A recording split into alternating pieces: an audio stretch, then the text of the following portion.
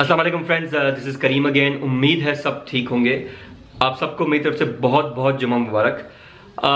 एक भाई की मैं जैसा कहा कि मैं इंशाल्लाह आपकी जो कमेंट्स हैं उन पर कोशिश करूंगा, जो सवाल हैं उस पर वीडियो बना दिया करूं। तो ये एक भाई हैं जिन्होंने कमेंट किया था कुछ दिन पहले, करीम भाई मैं सऊदी अरब, बलोची भाई, मैं इनका कमेंट शेयर भी कर दूंगा आपसे। करीम भाई मैं सऊदी अरब में हूँ, मेरे पास वीज़ा भी है, क्या कोई ऐसा तरीका है जिससे आदमी सऊदी अरबिया से पाकिस्तान जाए और टर्की का वीज़ा अप्लाई करे?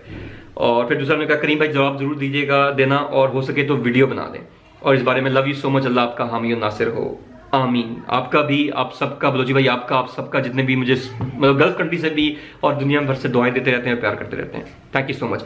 ये वीडियो उन गल्फ भाइयों, जितने भी गल्फ में भाई रह रहे हैं, उनसे जरूर शेयर करिएगा, उनके लिए बहुत इंपॉर्टेंट है जो खासतौर पर टर्की जाना चाहते हैं और उनकी ये ख्वाहिश है कि हम पाकिस्तान से आके कैसे अप्लाई करें या क्या तरीकाकार है, हम वहाँ से क्या डॉक्यूमेंट्स लाएं ताकि हमारा यहाँ से अप्लाई हो जाए। तो बलोची भाई और सब, आप बिल्कुल सऊदीया में अगर आप काम कर रहे हैं, आपके पास रेजिडेंस वहाँ का इकामा है और आप चाहते हैं कि पाकिस्तान से वीज़ा अप्लाई किया जाए, तो आप बिल्कुल कर सकते हैं।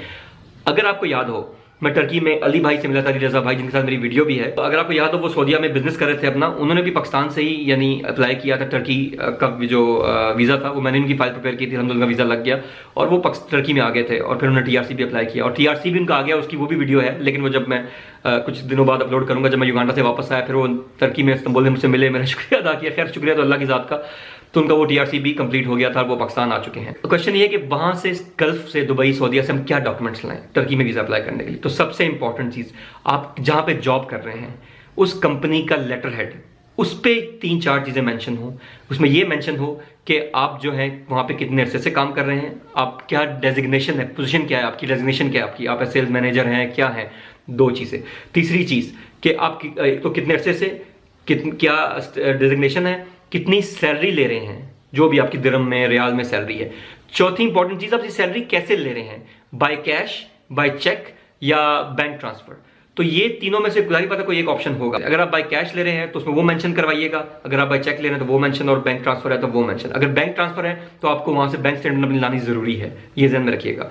एक चीज, अच्छा ये तो लेटर हेड हो गया, लेकिन उस पर कफील के या कंपनी के साइन स्टैंप होना जरूरी है। ये खाली लेटर हेड मत लाइएगा, उस पर साइन स्टैंप जरूरी है। अगर आपका अपना बिजनेस है, इसी तरह अपने कंपनी के लेटर हेड पे आप इसी तरह साइन स्टैंप करवा के और ये आप ले आएंगे पाकिस्तान। और बैंक स्टेटमेंट अगर ला सकते हैं तो बहुत अच्छी बात है, वहां से बैंक स्टेटमेंट ले आए और पाकिस्तान में आके फिर यहाँ से आप जेरीज के जरिए आप जो है वीजा अप्लाई कर सकते हैं। कुछ ऐसे भाई भी होते हैं जो जॉब्स वहां कर रहे होते हैं, उनके यहाँ पे बिजनेसेस भी होते हैं पाकिस्तान के अंदर, जो उनका भाई देख रहा होता है या उनके कोई फैमिली मेंबर या कोई दोस्त के साथ पार्टनरशिप होती है या उनके वालिद साहब, यानी सिर्फ फैमिली बिजनेस चल रहा है, तो उनमें भी उनका नाम होता है। ऐसे भी मैंने केसेस देखे हैं।